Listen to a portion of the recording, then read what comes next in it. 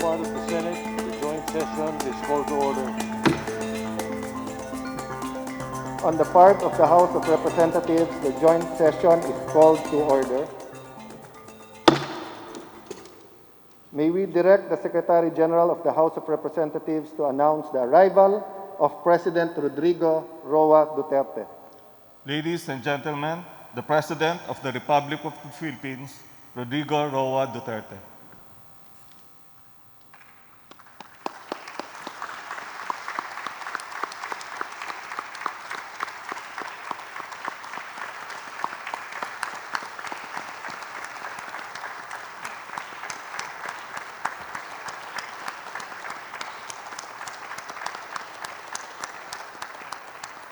Please rise for the nation's prayer.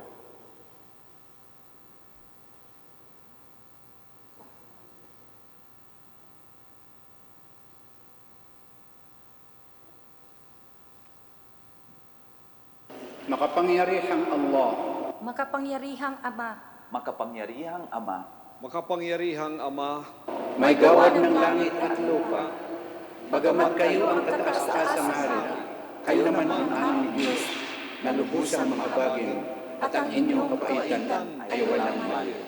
buong pagpapakumbaba kaming lumalapit at humihingi ng inyong kapatawaran sa aming mga pagkakasala sa isa't isa, sa aming pagwawalang bahala, sa kalikasan at sa iba pa ninyong mga nilikha. Hilumin ninyo kami, ang aming mga karagatan at mga kagubatan, marapatin ng muling maging daliwan ng inyong mga biyaya. sapagkat kayo ay patuloy na namamayani sa lahat, maging sa salot na aming kinatatakutan. tulungan ninyo kami na mahanap ang lunas sa laganap ng pagdurusa. Mangusap sa bawat puso namin, muling ipadama sa amin ang inyong pag-aadya. Patatagin ninyo ang mga kumakalinga sa mga may sakit, ang mga patuloy na nangangailangan sa amin, gantipalaan at pagpalain ang mga tumutulong sa nangangailangan, nang sila ay patuloy na tumatalima sa inyong pahiwatig. Itinatalaga namin sa inyong patnubay ang aming Pangulo, Mga namumuno sa pamahalaan at pribadong sektor, Pagbuklo rin kami sa pagharap sa mga hamong darating. Nang may pag-asa at katatagan ng pananampalataya. sa dulot ninyong laya at tagumpay. sapagkat kayo ang aming dakila at kakamahang Panginoon, at ang inyong kaharian ay walang hanggan. Ipinagkatiwala sa inyo ang aming bayan, sa inyong pagmamahal, hinihiling ang aming kaligtasan. Siya nawa. Please remain standing for the singing of the Philippine National Anthem.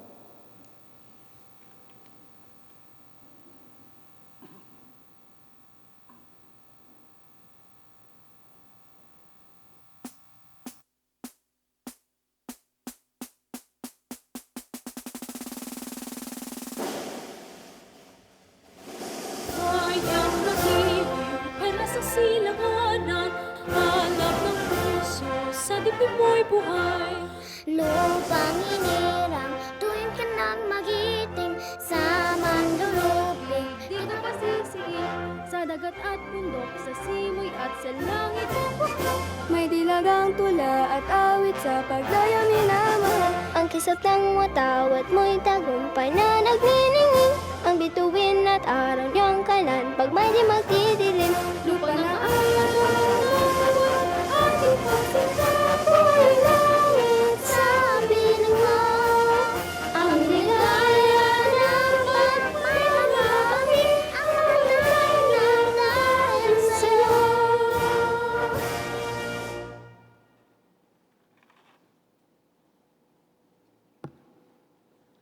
Ladies and gentlemen, honorable members of Congress, the President of the Republic of the Philippines, Rodrigo Roa Duterte.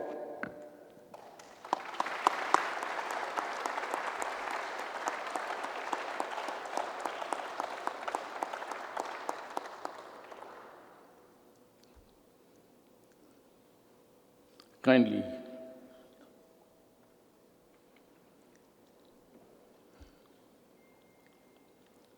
Senate President Vicente Soto III, and the honorable members of the Senate, House Speaker Alan Peter Cayetano, and the honorable members of the House of Representatives, Vice President Maria Leonor Robredo, former Presidents Joseph Ejercito Estrada and Gloria Macapagal Arroyo, Chief Justice Diosdado Peralta, and the Justices of the Supreme Court, His Excellency Munter Mahfoud Salim Almantre, and the esteemed members of the Diplomatic Corps, Executive Secretary Salvador Mindaldia, and the members of the Cabinet, mga mahal kong kababayan.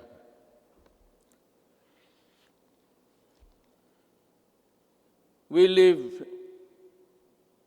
in a troubled time. A dream of prosperity for our country was suddenly snuffed by a pandemic virulent virus. No nation was spared. Neither rich nor poor were exempt from the onslaught of this deadly disease. But let us not despair. The vaccine is around the corner. Sooner and not later, the virus that gobbled up thousands of lives will itself be laid to rest. In the meantime, let us express the nation's gratitude to those who courageously and willingly put their lives on the line to serve the people and country. We share the griefs of their families, and no amount of tears can compensate their great losses. My countrymen, it is sad that while government focuses its attention resources to battle the coronavirus, there are those who take advantage of a preoccupied government. One of them is Senator Frank Dillon. In an interview, he arrogantly mentioned, among others, that oligarchs need not be rich. Then he linked the anti-dynasty system with oligarchy, and the topic was my daughter and son. This happened after the Committee of Franchise voted 70-11 to deny the grant of franchise to ABS-CBN. Obviously, he was defending the Lopezes, that they are not oligarchs.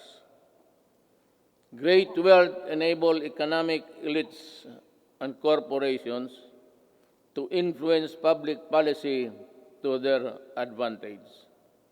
Media is a powerful tool in the hands of oligarchs like the Lopezes, who use their media outlets in their battles with political figures. I am a casualty of the Lopezes during the 2016 election.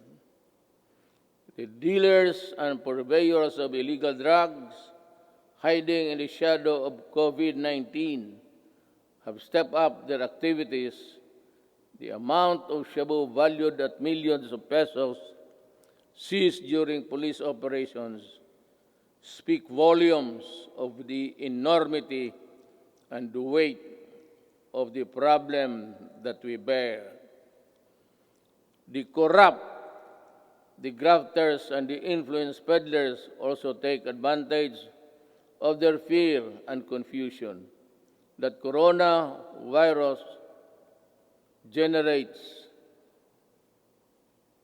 the financial and material assistance of government to the unemployed, the sick, and the destitute, running into billions of pesos, are not spared from corruption and ineptitude. Even the donations for well-meaning private persons are skimmed before reaching their intended beneficiaries. It is like snatching food from the mouths of the babes. The profiteers, overpricers, and the corrupt felons must be laughing while they stash their dirty monies, but not for long. They cannot outrun the long arm of the law. In this regards, the words of former President Ramon Magsaysay ring fresh and relevant today as the day they were said decades ago.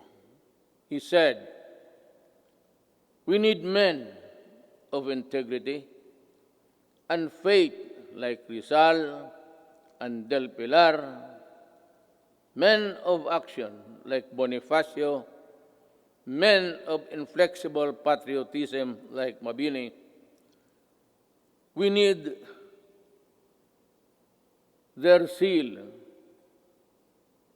their self-reliance, and their capacity to work, their devotion to service, and their ability to lose themselves in the common cause of building a nation. If we allow greed and self-interest and ambition to rule us, then, as stated by one prominent physician, we will be left with nothing better than the lesser evil instead of the greater good." In my inaugural address 4 years ago, I said that no leader can succeed at anything of national importance without significance unless he has the cooperation and support of the people he is tasked to lead and sworn to serve. The efforts and resources which we poured out produced the momentum needed to bring our country closer to our goals. Suffice it to say, we made significant strides over time. Over 4.3 million poor families benefited from the Pantawid Pamilya.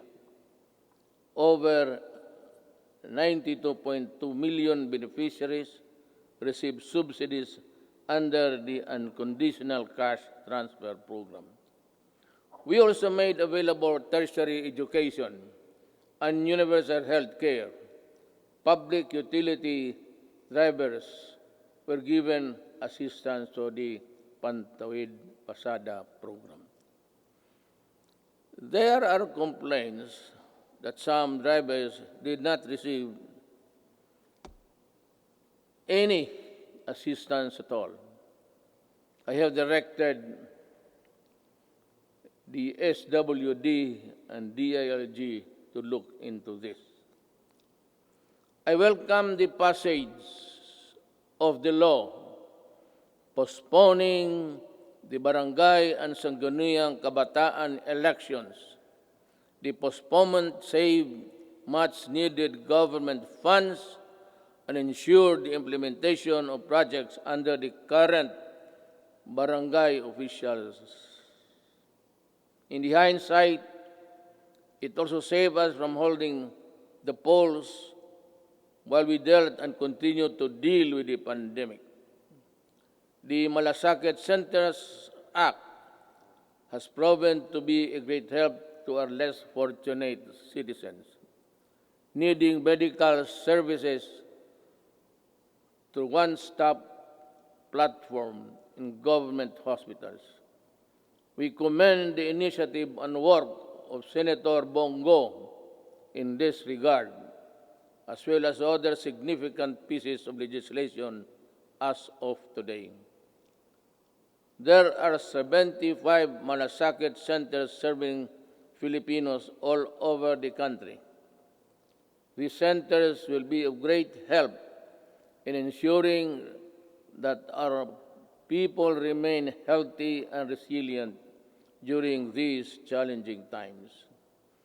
The Salary and Standardization Law of 2019 increases the salaries of civilian government workers. I hope that this law will inspire our government workers to perform better and encourage young, brilliant citizens to join public service. I appreciate the law of establishing the National Academy of Sports.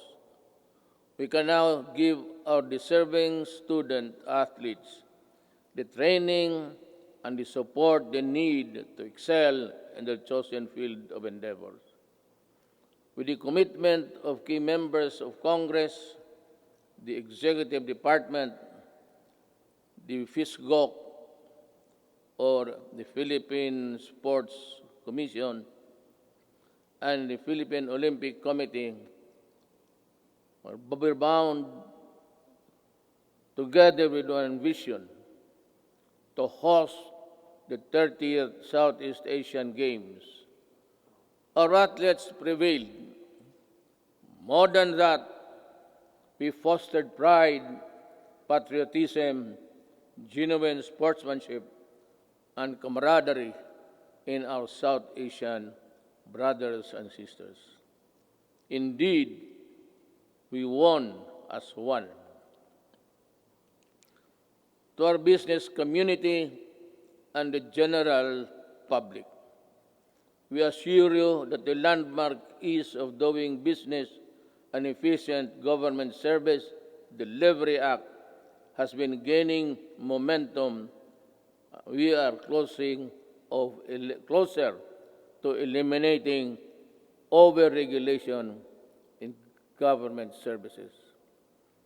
Frontline processes, including consular services, processing of building and business permits, and the services of overseas Filipinos and seafarers were streamlined. Passports and driver's license validity were lengthened to ease the burden of the public. We received a BBB plus credit rating despite ASEAN credit rating downgrades and negative outlook revisions in the worldwide.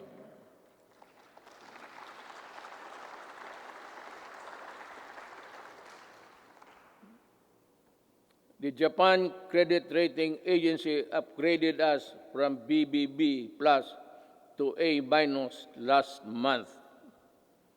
Meanwhile, Moody's has affirmed and maintained the country's ratings at BB2, Baa2 rather.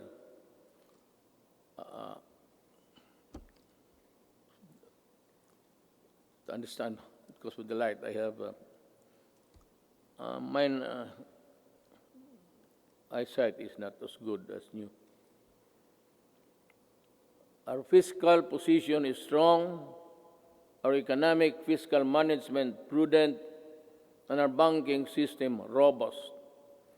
We are in a better position to weather the crisis caused by COVID-19 global pandemic. We have accomplished significant infrastructure projects under the Build, Build, Build program. I will not dwell lengthily on the nitty-gritty of our infrastructure accomplishments now, lest I bore you. Instead, we will release a comprehensive written report of our collective milestones and the details of accomplishments that remind us that perseverance, patience, determination will help us move forward even in the most difficult times. We issued last year the Executive Order number 100, establishing the Diversity and Inclusion Program as national program of the government. We want to end discrimination of persons on the basis of age, disability, ethnicities, sexual orientation, and gender identity and expression, and other character traits. My administration always believed that freedom from illegal drugs, terrorism, corruption, and criminality is itself a human right violation. Part of our efforts to uphold human rights is protection of the rights of children and the right against discrimination. Early last year, I signed Executive Order Number 92, creating the National Council Against Child Labor. Government efforts to protect the rights of children will be amplified to prevent, reduce, and eliminate any form of child labor. Our achievements along this line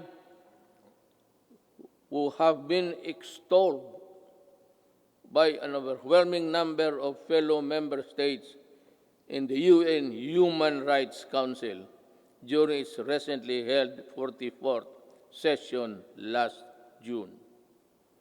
Rest assured that we will not dodge our obligation to fight for human rights. My countrymen, there are lessons to be learned from the coronavirus pandemic. It jolted us to realize that gains made after spending so much planning, effort, cost, and time could diminish considerably and quickly for reasons beyond one's anticipation. That it is much easier to destroy than build. That in a crisis of national proportion that affects every aspect of human life, government needs to have the support and cooperation of the people if it is to succeed in battling the cause of that crisis.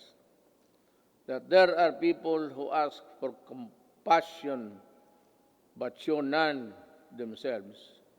That life, after all, is fickle, like the weather. The gains we achieved for the first 3.5 years were put to a test when the pandemic suddenly struck the global community. While I am aware that the road towards a comfortable life would all be far easy if the pandemic had not occurred, and around the rest of the world we suffered.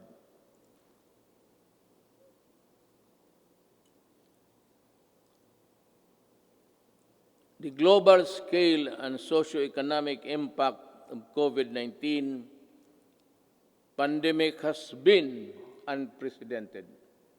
Yet, in the throes of its global health emergency, we have been able to withstand the headwinds generated by this coronavirus. In this regard, I would like to express my gratitude to all those who made possible the steady supply of food, water, basic utilities of our households.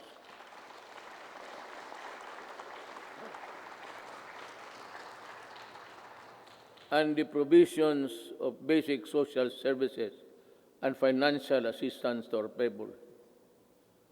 Our profound gratitude goes to everyone who helped keep our country's food supply chain running. The valiant soldiers, policemen, and security guards who kept peace and order in our community. The dedicated personnel who kept our essential establishment operational. You showed us kindness and selflessness. You gave us strength. You risked your own lives to serve the greater good in keeping the Filipino spirit of bayanihan.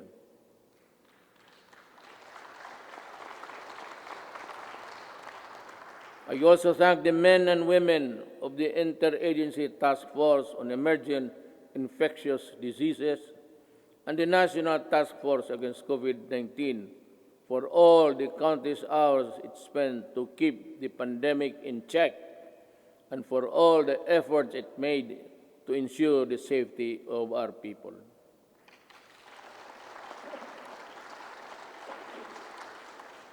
Let me also recognize the efforts of the local government units that step up and initiated their own response measures to contain effects of COVID-19 and its impact to their constituents have been impact to its constituents. The shadow says it's a period there. I know exactly the difficulties you are undergoing. I pray that the officials of each LGU in our country, from the barangay to the autonomous regions, would set aside partisan politics and selfish interests to do what is right and good for all. Likewise,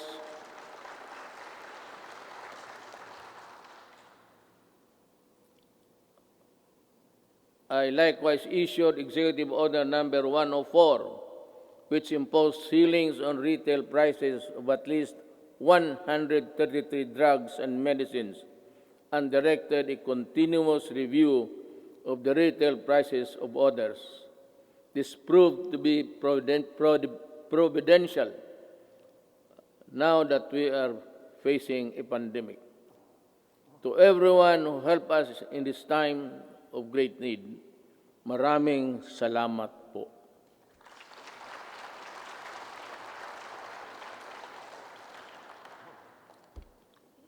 Let me say that the strength of a nation rests in the hands of the people acting as one with government. In the pursuit of common goals and objectives, when the pandemic struck, I decided to prioritize life over other considerations according to experts. The intervention that the government had put in place prevented as much as 1.3 to 3.5 million infections.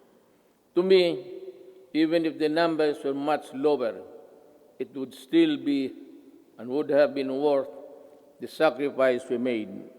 Buhay muna bago lahat. We initially encountered difficulties ramping up our testing capacity. We now have 93 accredited testing laboratories nationwide, and we are aiming to conduct 1.4 million tests by end of July and ensure a quick turnaround time of 48 to 72 hours. Under the Social Amelioration Program, we allotted 2.5 billion or to 2.5 billion for poor and low-income households who were affected during this pandemic, who thrive on a no work, no pay arrangement. Admittedly, our implementation of the Social Amelioration Program was not perfect, and some opportunists turned crisis into opportunity. We will catch up with you sooner than you think. We came up with the COVID-19 Adjustment Measures Program, extended financial assistance to over 650,000 affected individuals in the formal sector. 110 OFWs abroad and almost 83,000 repatriated OFWs were also provided temporary wage employment to displace marginal workers through the TUPAD project. Our indigent senior citizens were also provided with a stipend for the rest of the semester of the year current year. This health emergency stretched government's resources to its limits. In response to the Office of the President worked closely with Congress for the quick passage of the Bayanihan to Heal as One Act. May I again reiterate my thanks to you, the men and women of Congress, for the effort you invested in passing that law. I hope that we can get some or the same treatment of clarity, purpose, and the fastness to support the passage of the Bayanihan Recover to Act as One, which is supplement funds for recovery and response against the impact of COVID-19 pandemic. We must facilitate the country's economic recovery. I call on Congress to fast-track the passage of the proposed measure, such as the Corporate Recovery and Tax Incentives Enterprises or CREATE Act. This immediately cuts the corporate income levy from the current 30 to 25% and give government flexibility to grant a combination of fiscal and non-fiscal incentives, among others. The Financial Institutions Strategic Transfer, or First Act, will set up mechanisms allowing banks and other financial institutions to dispose of and transfer non-performing assets and loans to asset management companies similar to the special purpose vehicles. Our economic managers have seen infrastructure investment as an effective tool to help spur high growth, attract investments, create jobs, and achieve financial inclusion for all Filipinos. The DBP has resumed the construction of the North Luzon Expressway Harbor Link, the NLEX-SLEX connector, the Cavite-Laguna Expressway, the Metro Manila Skyway Stage 3, the R1 Bridge Project, the Tarlac-Pangasinan-La Union Expressway Project, and the Subic-Freeport Expressway Project, to name a few. To realize the maximum benefit from the country's investments, the infrastructure projects under the Build, Build, Build program, which are labor and capital intensive, are not mere springboard for the country's swift recovery pandemic. They are economic benefits to be distributed to all corners of the country and push sustainable stability in the urban centers, particularly Manila.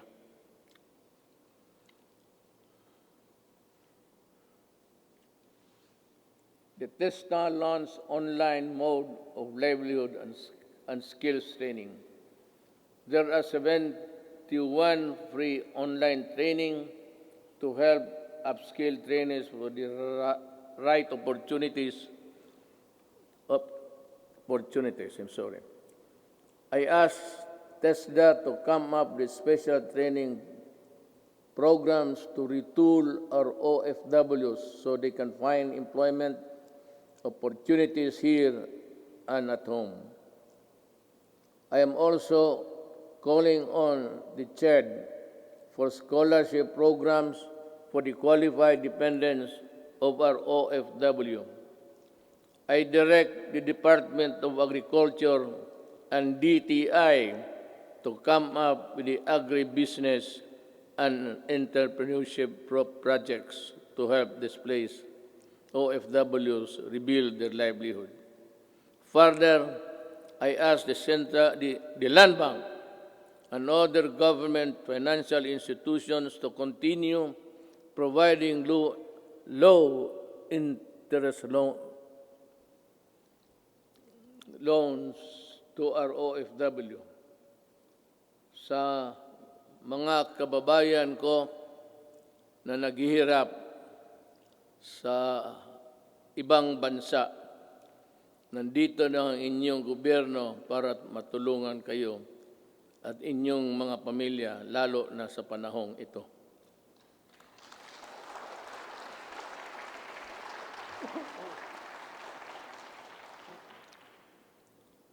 The government will intensify its efforts to help businesses, especially micro, small, and medium enterprises, or MSMEs, by providing responsive government assistance and services capitalization and business operation support as we adapt to the next normal.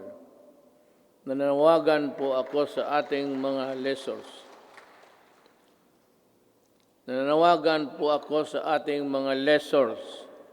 Malasakit at bayanihan po ang sana ang pairalin natin ngayon. This is not the time to drive away laces. During normal times, they were the primary source of your income stream. Now, it's time to be fair and compassionate. Come up with an amenable arrangement with your tenants. Huwag po natin silang pagtabuyan, tanggalin ang tubig, kuryente at bubong. Commercial establishments are requested to give grace periods to allow deferment of payments, especially for MSMEs that were forced to close down during the quarantine period. Let us help them recover.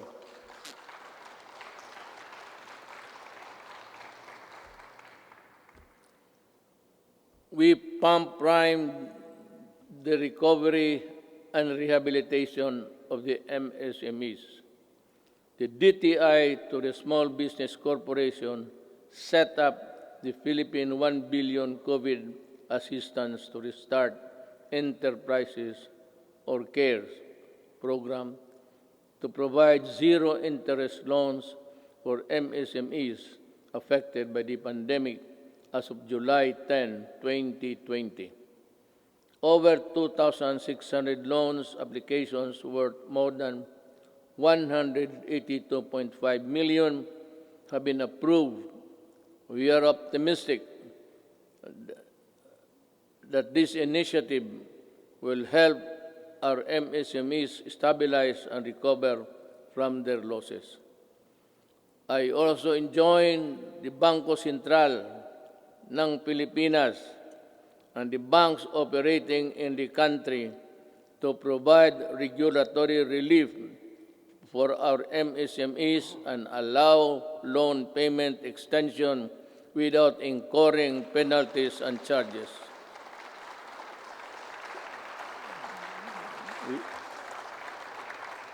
We need your help to prevent the collapse of companies saddled with accumulated amortization and payables caused by closure of their businesses at the height of the strict quarantine periods. As we embark on this effort towards inclusive recovery, we should acknowledge that all forms of government support will go to naught if the new MSMEs do not thrive because of lack of consumer support. Ito ang panahon para suportahan natin ang ating mga kababayan na nagninegosyo at gumawa ng mga produktong sariling atin. In the same manner, in tourism and recreation industries, which are among the hardest hit by the pandemic, count on our full support while we slowly try to put the fun back in your local travels. The national government agencies and LGUs must harmonize their policies to boost tourism, ensuring everyone's well-being. We enjoin our people to help boost the economy by traveling locally.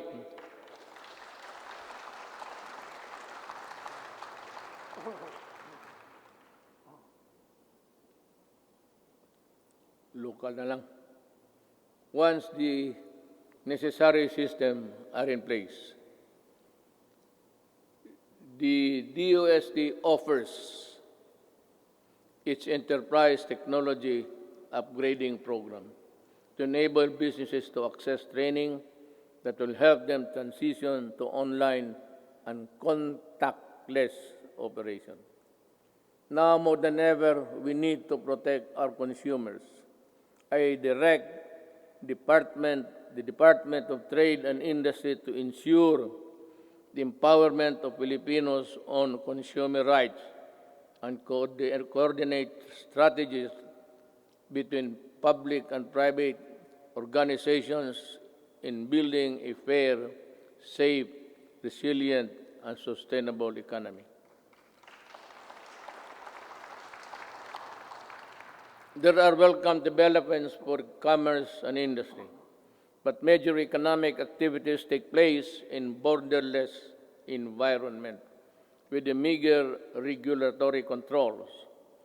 They expose consumers to various risks related to security, data, privacy, and misrepresentation.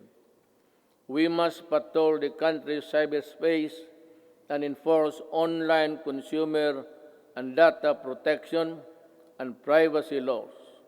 We must run after online scammers and those undermining the people's trust on the online transactions. We must continue to protect Filipinos in the normal and remind the world that we are responsible stewards of data. I am committed to protect both physical and digital lives of our law-abiding countrymen.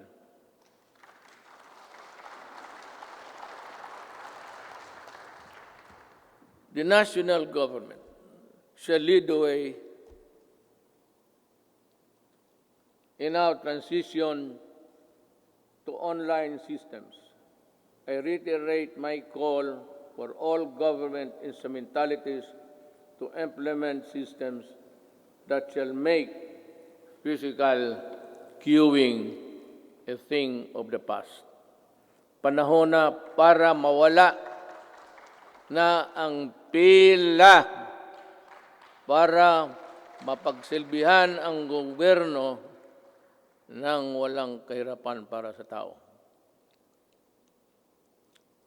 The DILG, DBM, and the ARTA, along with all agencies and instrumentalities of government, are hereby directed to make full possible services available online. We need to adjust and adapt a paperless type of business and work performance. We need e-governance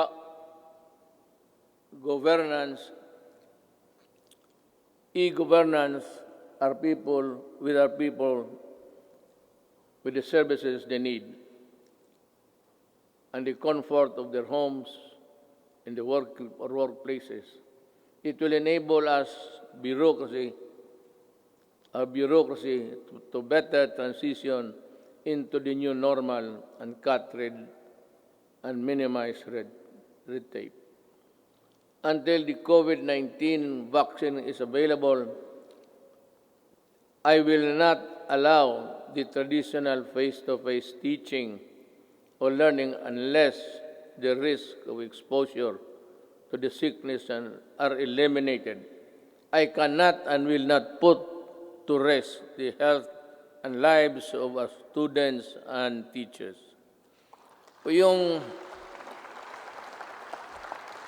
About 2 weeks ago, I seem to have said that I would allow the face-to-face classes to resume. But we were talking actually of January, because my thinking is that by September, we would have the vaccine. How to get it from the producers or from other governments is really something which we have to deal with, because everyone, it's a global need, and everyone will go for it. But let me just mention it in passing that about 4 days ago, I made a plea to President Xi Jinping that if they have the vaccine, can they allow us to be one of the first, or if it is needed, if we have to buy it, that we will be granted credit so that we can normalize as fast as possible. Life that is lost is lost forever. Courses that are not substantial can be supplemented.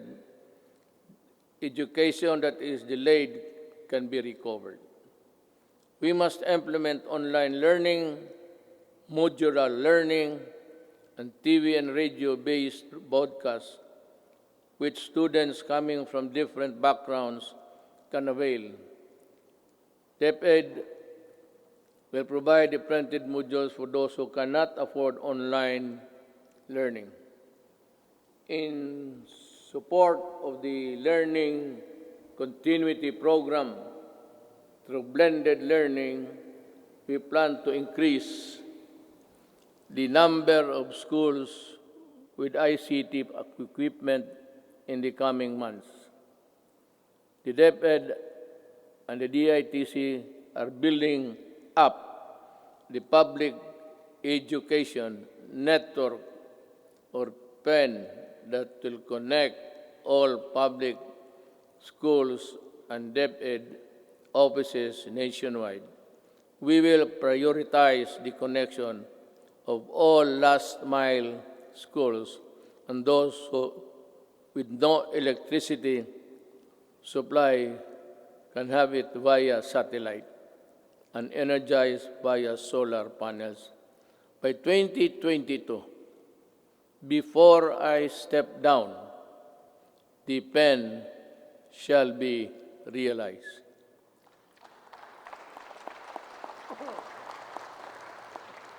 I'm referring to the program. I will do it. TV frequencies reverted back to government for whatever cause or reason shall not be used exclusively to the exclusion of other persons or other dummies to cope up with the demand of the next normal. This will be used to provide uninterrupted quality education to our children in our shift to e-learning. I am directing Secretary Guevara, Secretary De La Peña, and Secretary Onasan, in collaboration with Secretary Briones and Secretary Abisado, together with Secretary Dominguez, to come up with an integrated program and implementation mechanism to ensure that these TV frequencies are fully utilized by government for the facilities of the PTB4 for the utmost benefit of the Filipino people.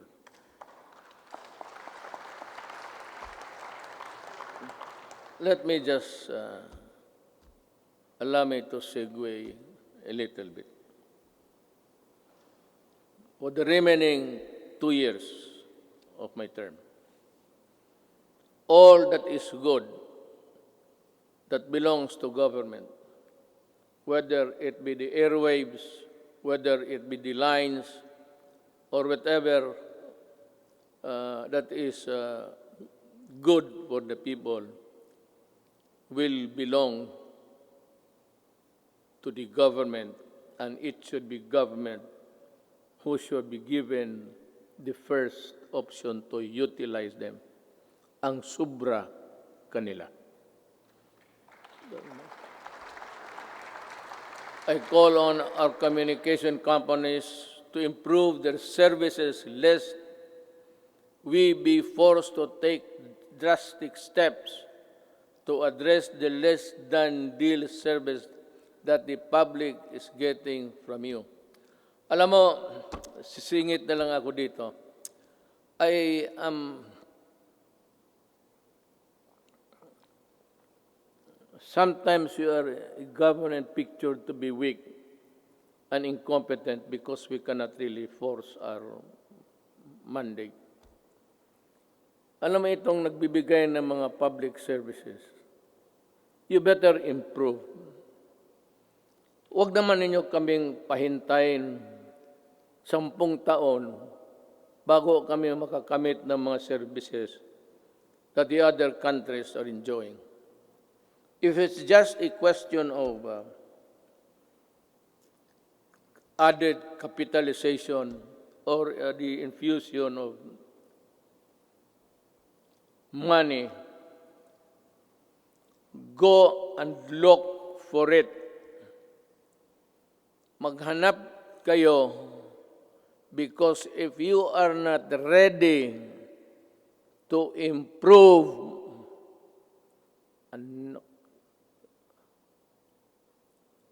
I might just as well close all of you and we revert back to the line telephone. At kukunin ko yan, i-expropriate ko sa gobyerno. Alam mo itong, I'll be straight, smart, pati itong globe, ilang taon na ito? At ang sagot palagi sa akin, the party cannot be rich. Nasaan pala pumunta yung yawa na yun?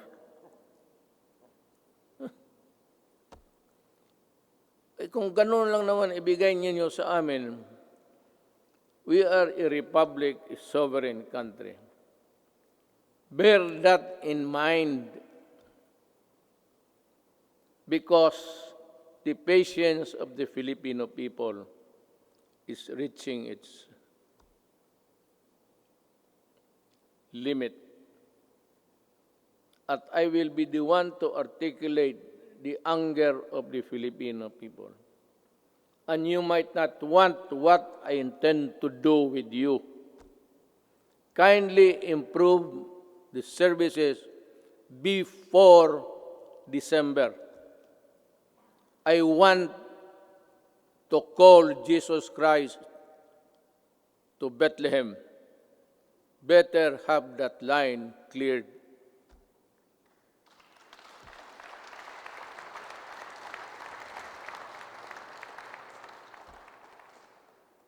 Alam, sa totoo lang, Adre, na po, na ako sa inyo. I have been a citizen of this country and parang nilalaro lang ninyong, kayong may pera. Puta. May pera kayo, negosyo kayo. Wala kayong pera, putang, umalis kayo dito. You know, you give us half deals, half cooked transactions, lousy service. Tapos ang tao nagbabayad. Tell us now if you cannot really improve on it, because I will work by December.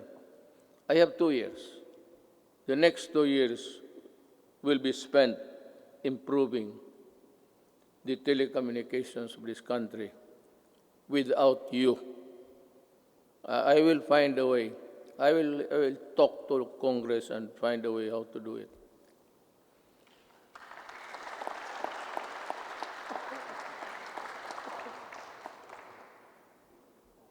Last year, I said that distributing economic business activities is imperative to our country's sustained and equitable growth. Today, I reiterate that statement. I issued Administrative Order Number 18, directing concerned agencies to strengthen the development of special economic zones in areas outside Metro Manila. I also issued Executive Order Number 114 to institutionalize the Balik Probinsya Bagong Pag-asa program. This consolidates and refocuses existing economic and social welfare programs, activities, and projects toward the countryside. It is also an international agency council headed by Executive Secretary Salvador Medaldia, which will create a framework for the effective implementation of the project. Kung hindi ninyo ako naiintindihan sa sinabasa ko, mas lalo ako.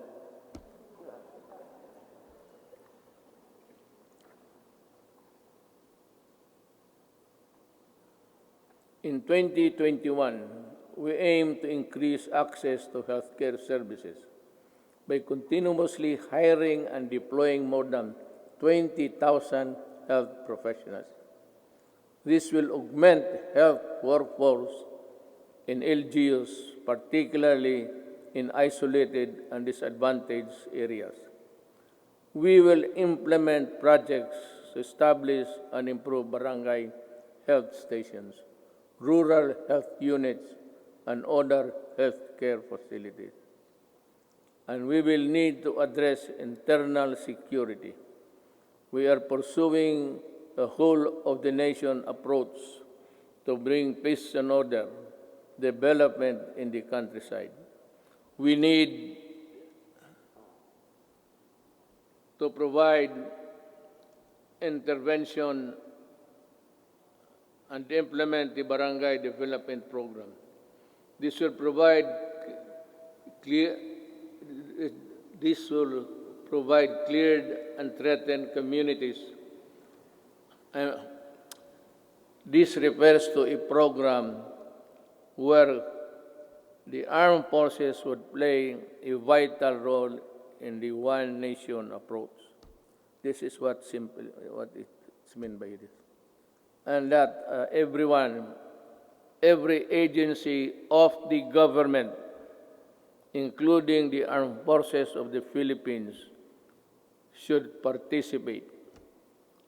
And I am aware of the skirmishes and the assassination of our soldiers. And I said, correct this so that we can proceed with the barangay implementation as fast as possible. We have made significant strides in the past 4 years, but we need the support of local government leaders. We need your help to implement the barangay development program. Certain sectors expressed concern when I declared martial law in Mindanao and its extension 3 times. But 2019 ended without my office requesting any further extension. Martial law in Mindanao ended without abuses by the civilian sector, by the police, by the military. And only because this time I know that they know how to love the country. I thank Congress for the support to this administration programs. Congress has been very productive, but much more remains to be done. You know, actually, my speech, if we followed it carefully, it's all a plea to Congress to do this, to do that, to make a law or craft a whatever. And this one, I strongly urge Congress to pass a law establishing the Department of Overseas Filipinos solely on addressing the concerns of Filipinos abroad and their families. I reiterate this swift passage before this. Kawawa kasi itong ating mga overseas. If it's only an office there in the Labor Department, they are overworked or for whatever reason, their needs, their pleas are not really attended to with dispatch and with care. Yung OFW, pati itong ano ngayon, ito yung sinabi ko kanina, I will go for it. We will need it to help them. I reiterate the swift passage of a law reviving the death penalty by lethal injection for crimes specified under the Comprehensive Dangerous Act of 2002. I did not hear so much clapping, so I presume that they are not interested. Wala kang...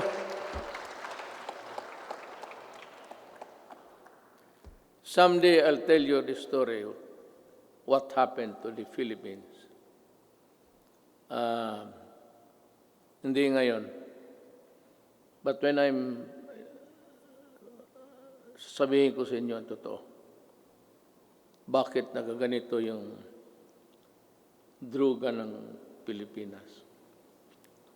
Why the drug syndicates continue to operate just like the countries of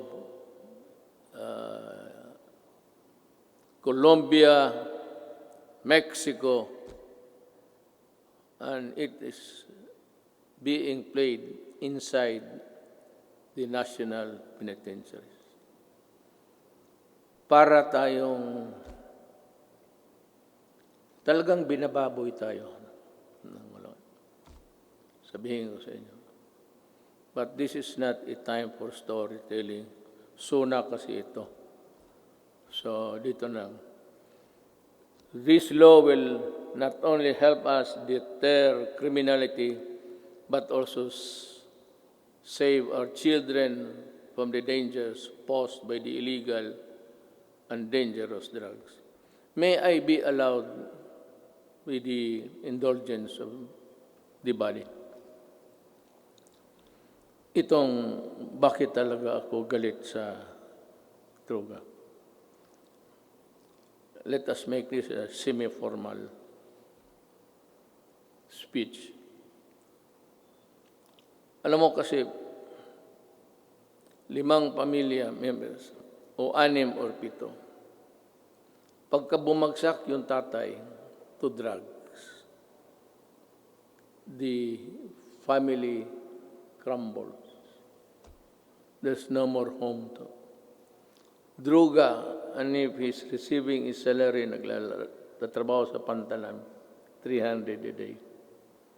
Tapos ang shabu is sold at 2. He has about 100 to bring home. Kaya pagka gano'n, nag-aaway-aaway na. Ang mga bata hindi nakapag-aral. Ang iba, ligaw na. Mga babae into early prostitution. Kung ano-ano nangyari.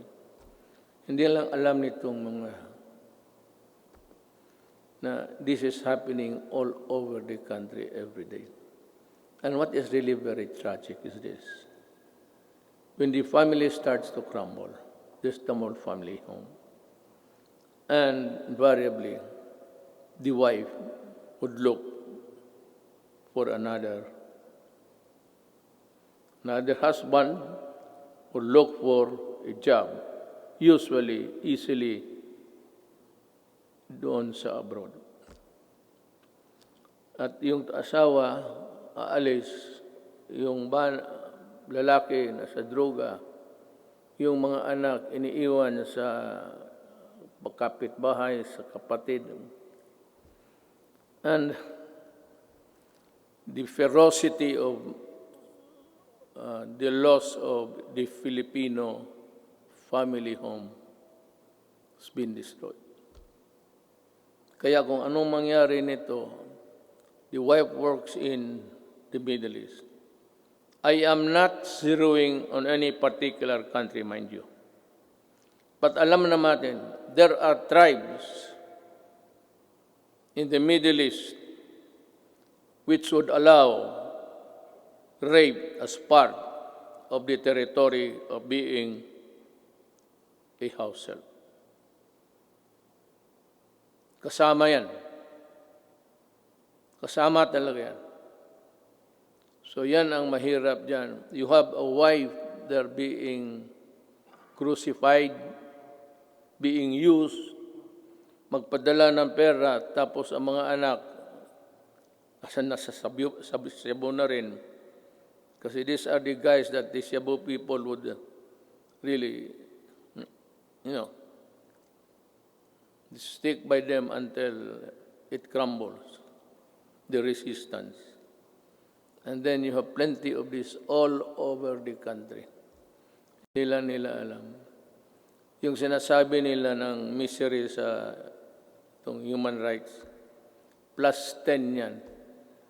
Not to count the victims of crimes perpetrated by people addicted to Cebu. That is the reason why I'm so vicious in my galit talaga ako. Kasi nilalaroan tayo. Well, I don't know. Any other president might, pero ako ayaw kong lalaroan ng Pilipino. Do not do it in my country because I will really kill you. That is a commitment. Owning safe, decent, and affordable housing is every Filipino's dream. But the housing market remains inaccessible to most of our countrymen. I renew my call for Congress to pass the National Housing Development Bill and the Rental Housing Subsidy Bill. This will enable all Filipinos, regardless of social status, to live in decent homes where their families can lead meaningful lives. I also call on Congress to amend Republic Act number 10912 for the Continuing Professional Development Act of 2016. In this time of great pandemic and forthcoming reconstruction, requiring professionals to undergo seminars is burdensome and not realistic. This must end. Ito pang isa. May mga profession. Singit ko na lang lahat to tell this is to inform the nation. May mga profession na they would require, I think it's the nicest, they would require them to come to Manila to retrain and for another round of expenses. Itong mga seminar na ito, dapat mahinto. I don't know in other provinces, but during my time, yung sa barangay na barangay expeditions ng mga opisyal. Hininto ko rin yan. And which reminds me, I will act on this also in due time. We hail our health professionals as heroes. Now is the time to pass the Advanced Nursing Nursing Education Act and the law instituting the Medical Reserve Corps. COVID-19 will not only be the last pandemic. We need to create National Disease Prevention Management Authority to better respond to future outbreaks. We count on Congress to full support. You can just let it remain for a while in the Department of Health kung wala pang pera, but you have to expand the services. It would also entail a little bit of money, but not really as much as expensive when you set up a department. In the long term, we are looking into the creation of the National Disease Prevention and Management Authority to better prepare for the pandemics, protect lives, and allow development to proceed even in the worst of times. We are counting on the full support of Congress for this critical, important endeavor.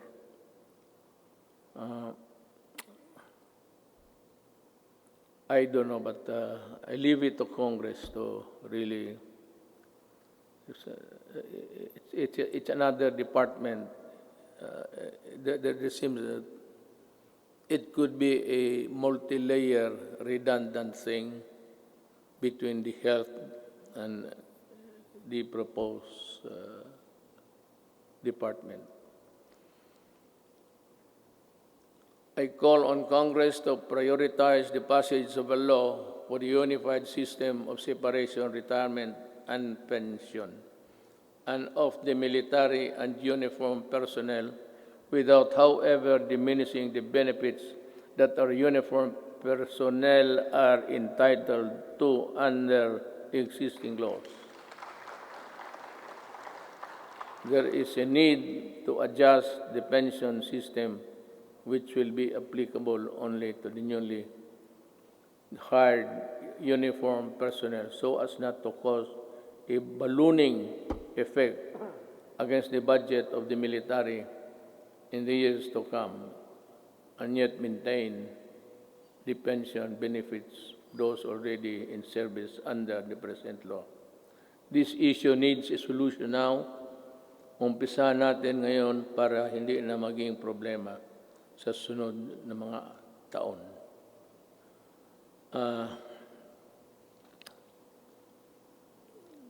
I want to, one of the, this is not politicking, I am not running, I cannot run anymore. Yung dinoble ko yung sweldo ng police pati army, it was really a clarion call para for them also to have a decent life and that they're able to get the things which ordinarily cannot be reached by any government employee. Ang akin doon is yung corruption. That maybe it might be a vain attempt, but maybe dagdagan ng sweldo para it would be a hedge against corruption. We must also modernize the Bureau of Fire Protection and the Bureau of Immigration with urgency. Alam mo, sa Davao, and if you go there, I can show you. One of the serviceable trucks, fire trucks, that we have in the city of Davao. Of course, ang city meron ng sarili aside from the Bureau of Fire, which is really national. Meron yung Bureau of Fire, would you believe it, serviceable still. Ang pangalan ng truck is Studebaker. Ang katawan, ang talagang matatag ang katawan. Kaya ang makina isuso. Pero okay pa rin. It can put out. But, totoo. This is how this Bureau of Fire issue medyo na overlook natin ng matagal. I emphasize the creation of the Department of Disaster Resilience and our people's safety, which cannot be delegated to any council or commission. Equally important is the establishment of evacuation center in every city, province, municipality throughout the country. We must act before another major disaster shakes into action. Problem is disaster and even a fire. This cannot be made a study for projection when the earthquake would suddenly come and make a big crack there. Hindi natin alam talaga. Ang ibig kong sabihin, this will require more than just one brainwork kung paano talaga itong how to prevent or avoid disaster. It would be, by the way, just before starting, I was tempted to say it, pero baka magtindigan kayo. It will be all right for me if Bongo will just stay. Wala akong problema.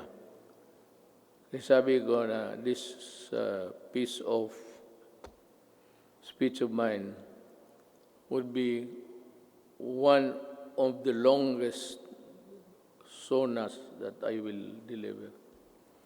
Nakita ko yung page pagbigay sa akin. Yung ibang input akin. Pati yung iba lahat. Ang nangyari po, binalik ko sa kanila. Make it short. Pagbalik sa akin, mas makapal na. Nandyan na ngayon. Ito na ngayon. The responsible extraction and equitable distribution of natural resources remain among my non-negotiables. I reiterate the need for the passage of the National Land Use Act, which has been pending for decades. Pakisilip lang ho ninyo yan. For the rest of my term, I hope to see concerted efforts in protecting the environment. The rehabilitation of Boracay Island showcased our resolve to safeguard the environment.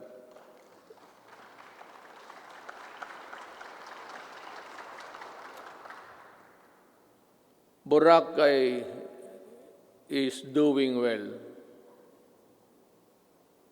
because of its scenery.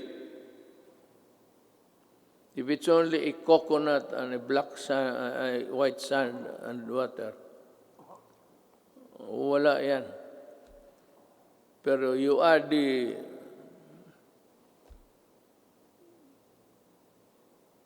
visitors there, then it becomes a very tempting destination. We have seen remarkable emergence of the island back to its former glory. I want this sustained. I ask Congress to enact a law creating, importante ito, the Boracay Island Authority, or BIDA. We need it. I cannot stress enough the importance of agriculture. The growth of our economy depends on a robust agricultural sector.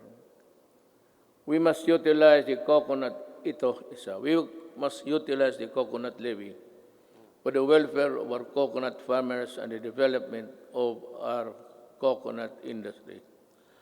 I urge everybody, both of the executive department pati ito, that ito yung pera na nakuha doon sa sequester. And itong perang malaking ito, gagamitin ito for the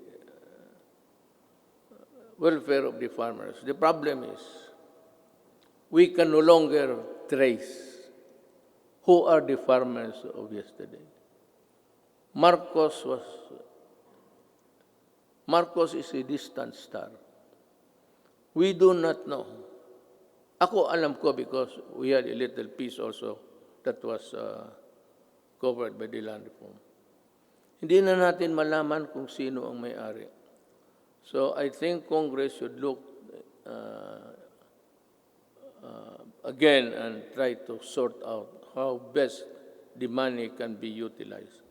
I will not make any suggestion, but I leave it to Congress to decide what to do with it. I once again urge both houses of Congress to pass a version of the bill establishing the Coconut Farmers Trust Fund. Tulungan natin ang ating mga magsasaka pagka hindi mawawala yung pera, bilyon yan. Diyos ko po. Well, anyway, we have learned so many lessons along the way. I am also requesting Congress to pass the Rural, Agricultural, and Fisheries Development Financing System Act. We aim to provide adequate, accessible, and affordable food for every Filipino through the Plant program. After the build, I think this is easier to achieve. A few good men, few good regional directors, DAR, and dedicated workers down below could make this thing a success. Mas madali ito kaysa build. Ito plant lang eh. It is more of how you try to convince the farmers to cooperate government for their benefit. This 66 billion agricultural stimulus package will help the agricultural and fisheries sector recover. I hope so. We need to build trust and confidence in online transactions, stronger protection on online consumers, and enabling measures for online business needed through the enactment of an Internet Transaction Act. This is very good. I thus direct the Department of Trade and Industry and other relevant agencies to work on it closely with Congress, ensuring that the provisions of the proposed bill are responsive to the needs of the consumers while promoting the growth of e-commerce in the country.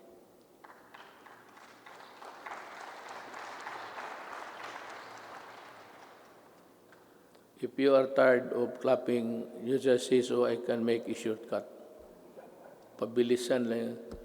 On the path of better governance, we travel with other partners, both old and new, have helped bolstering the antiquated public health system, for bringing home our laid of Filipinos overseas, for filling in supply gaps for crucial medical supplies and equipment and staple food. For these and many more, the Philippines thanks all friendly nations. We will never forget your kindness and your timely support.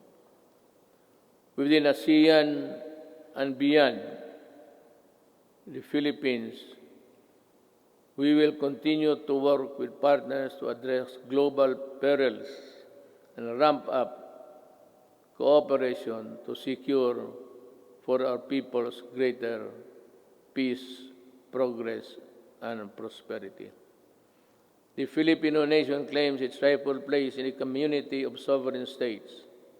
Thus, we will continue to pursue an independent foreign policy. Let me be very clear about this. May I cut my prepared speech? Alam mo, I read a little over 3 weeks or last month na the Americans intends to go back to Subic. I'll just put on record my thoughts. I have nothing against America. I have nothing against China. But if you put bases here, you double the spectacle of a most destructive thing. Just like Manila during the Second World War, during the retaking of this city. It was one of the most devastated cities in the world. Ayang maglagay-lagay ka ng base at this time. This will ensure if war breaks out, because there would be atomic arsenals brought in, this will ensure the extinction of the Filipino race. We work without fail to protect our rights in the South China Sea, neither beholden nor a pawn to anyone. We broaden the boundaries of Philippine diplomacy. We build productive ties with everyone willing to engage us on the basis of equality and mutual respect.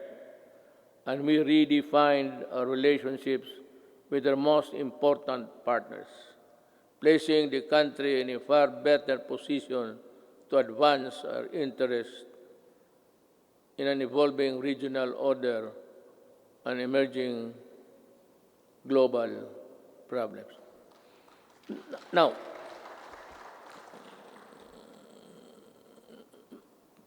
plenty of critics, both sides, claim about nothing has been done to retake forcefully or physically the South China Sea.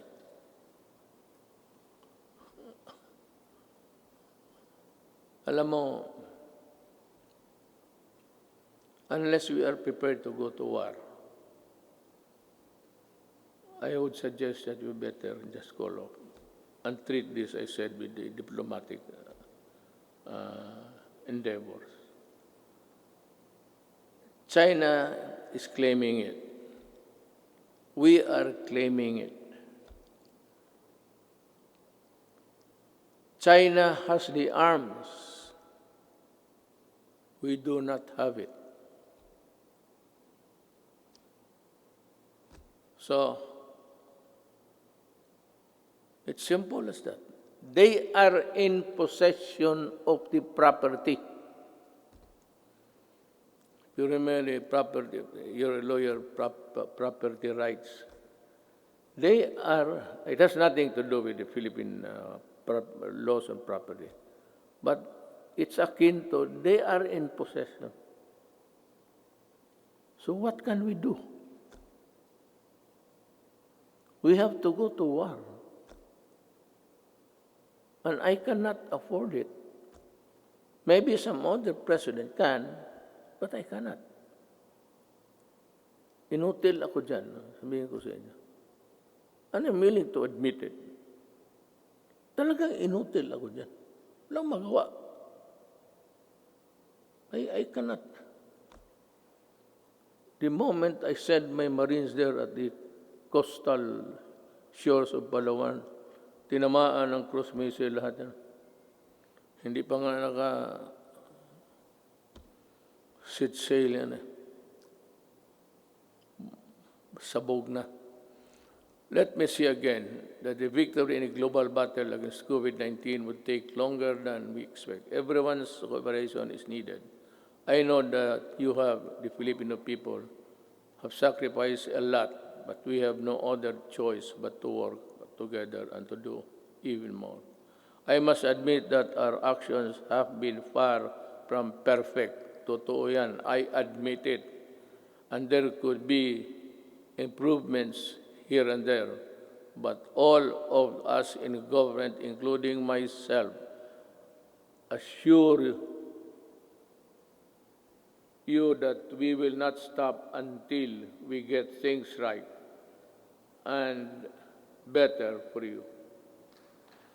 I know that many of you are worried not only about health and safety, but also about our ability to move around and ride public transportation.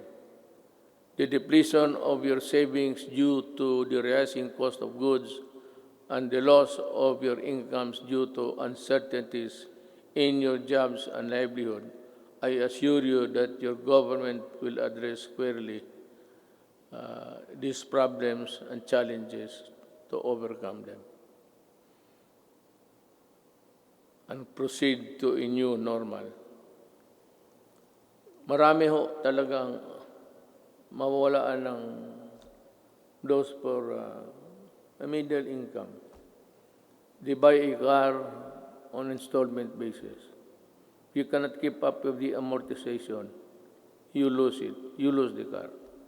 And you are forced to ride on public utilities. Concomitantly, didiretso rin itong mga kriminal na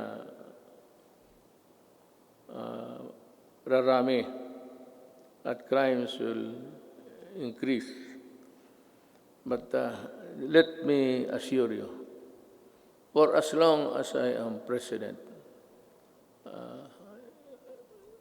there can never be a runaway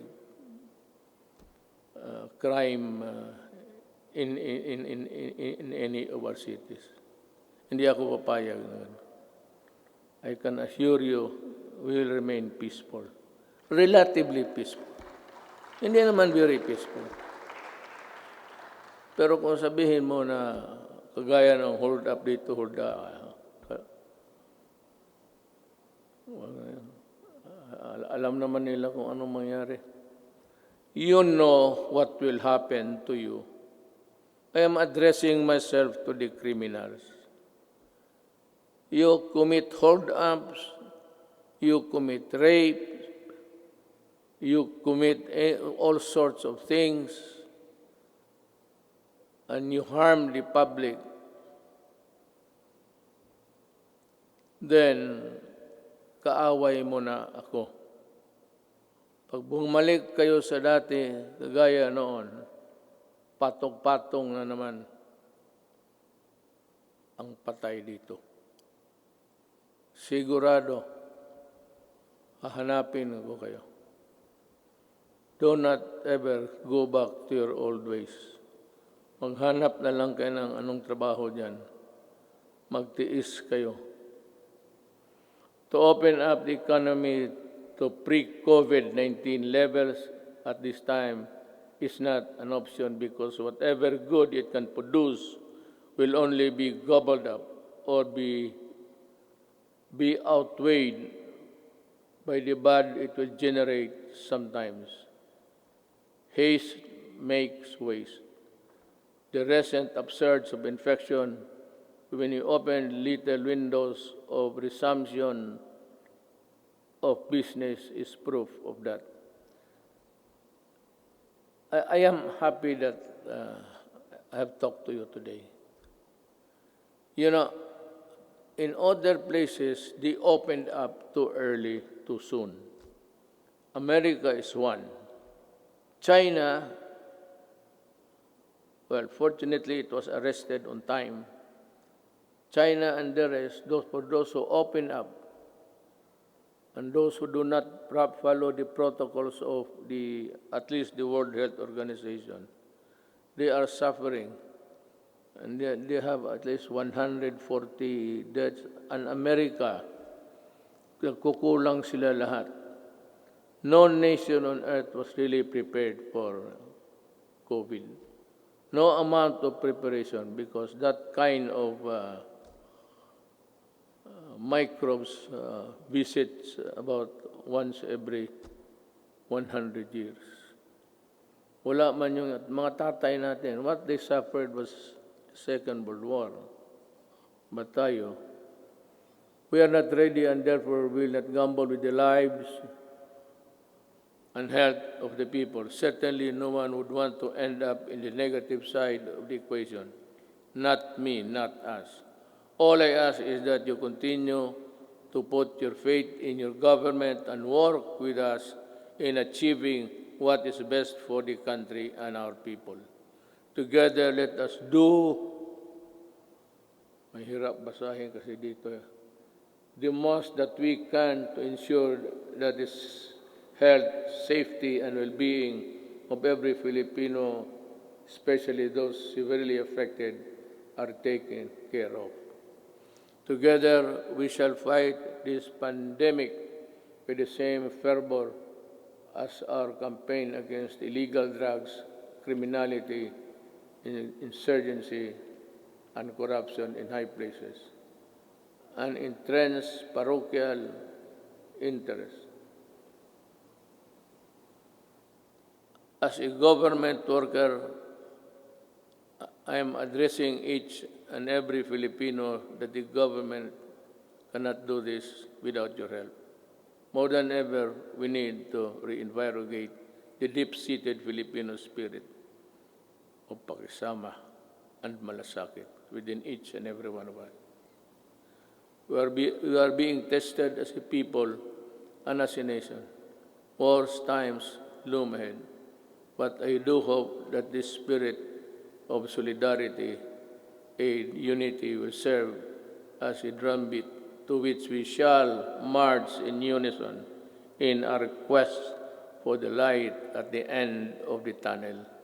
I appeal to each and every Filipino, let us take care of one another. Ito ang panahon para magtulungan, hindi panahon para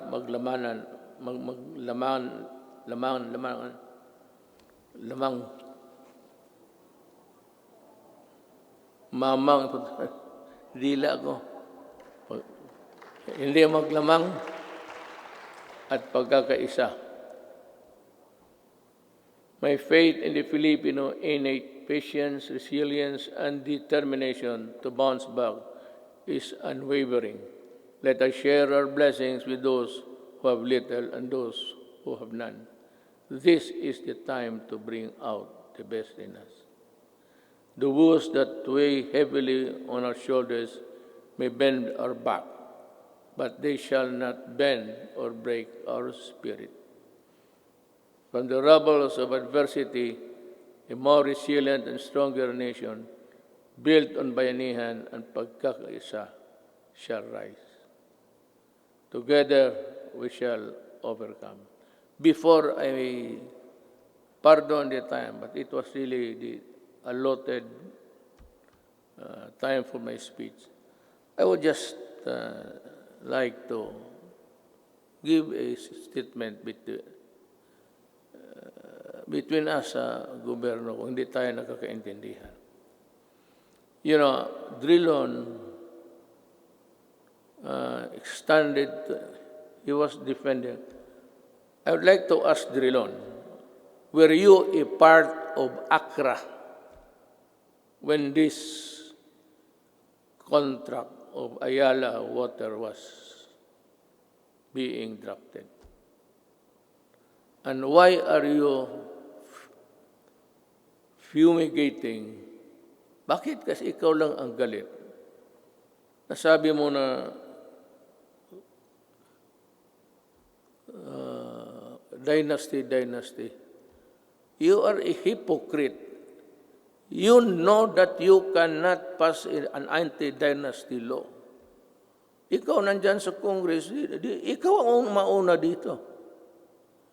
But to take it against me for protecting my country is something which I really resent. Alam mo, you describe using the dictionary the synonym ng mga oligarchy, kung ano. Then you proceeded to characterize everyone, every name, and then said that oligarchy is not bad at all, because not all oligarchies are bad. True. But ito, to my countrymen, the oligarchy that exists in this country is the oligarchy that existed during the Spanish time. And the Spanish lands and the friar lands and all the benefits that were passed on to the insulares who did not go back to Spain or to the Spaniards and into their... But that was long ago. It has been forgotten. This is the oligarchy that controls the Philippines by what? By taking control of the water and the electricity and power. Yan ang oligarchy mo, Drilon. Wala nang oligarchy dito except that they have control. Look at how can you now craft a new contract? Because I would insist that you pay the billions and billions that you collected. For example, water treatment. Oh, nandyan sa kontrata. It's in the billing.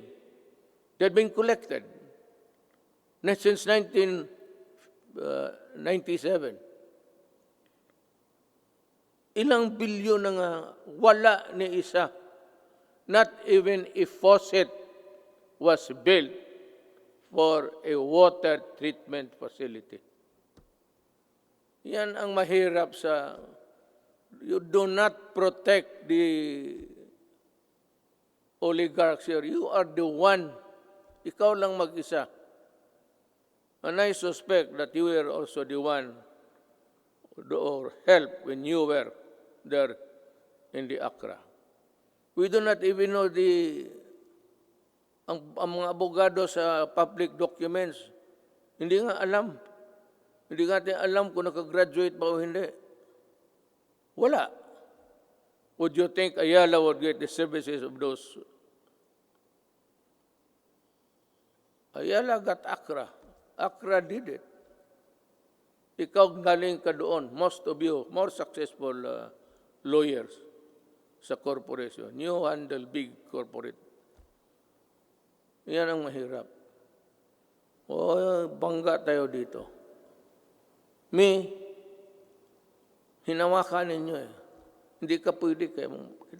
Kita mo, noong nag-increase, walang tubig, pinuputol yung tubig. Ang tao, bumigay kasi hindi pwede yung tayo di maligo.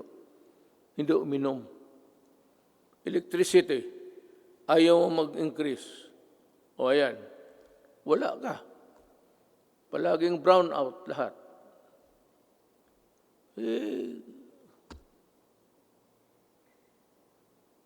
I'm sorry, but I have to say this to you. I do not like it. It's not the time for it. But since it is the time for the SONA, for people to know and people to really get the facts, then, and the right of the people to be heard. Tayo na naman ang tao magsama. Hinawakan ninyo yung tubig, pati electricity. Yun ang oligarchy. Kaya ako sinabi ko noong kumpanya, corruption is not here. Yung mga customs, maliit yan. It's there upstairs. And I was really unprovidential. Dumating yung panahon na hindi ko hiningi. Then I saw the contract. Nung nakita ko yung contract na, tsaka yung linya na yung choice, yung linya ng it belongs to government. The best of the transmission lines, whatever, government gets it first before anybody else. Thank you. I am true.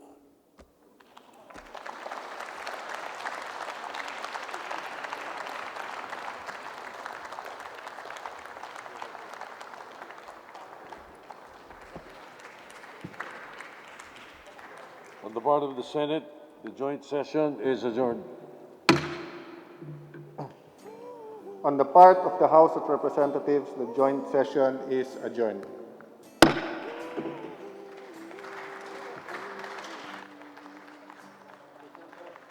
Ikaw umaatras sa sakit na marahas. Kailangan mong magpalakas para sila'y mailigtas. Buwis ang iyong buhay, handang matanggap pag ika'y mamatay. Asawa't anak na hindi masilayan, pamilya mong iiwang luhaan. Masdan niyo ang mundo, isip ay mulat, magigising ang lahat. Paglaban niyo ang mundo, kung magkaisa ang lahat, hihilom ang sugat.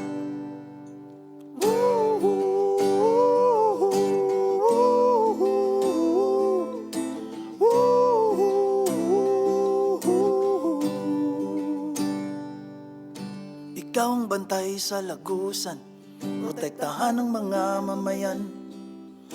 Di uubra ang susuway, mga kriminal at pasaway. Buwis ang iyong buhay, handang matanggap pag ika'y mamatay. Asawa't anak na hindi masilayan, pamilya mong iiwang luhaan. Masdan niyo ang mundo, isip ay mulat, magigising ang lahat. Paglaban niyo ang mundo, kung magkaisa ang lahat, hihilom ang sugat.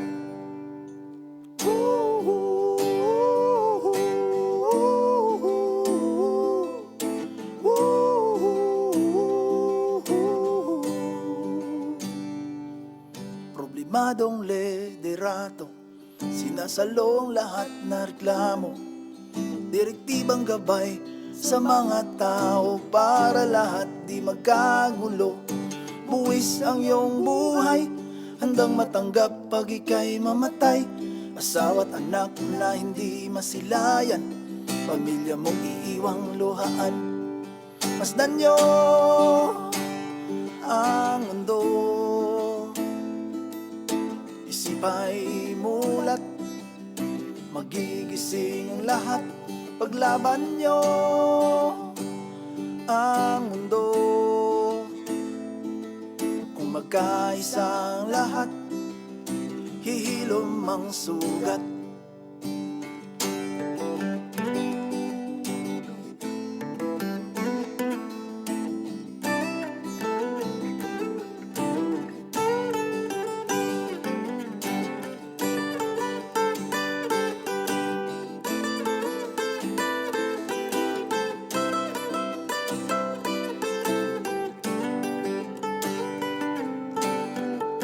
Salamat sa inyo, dama naming pagod na kayo.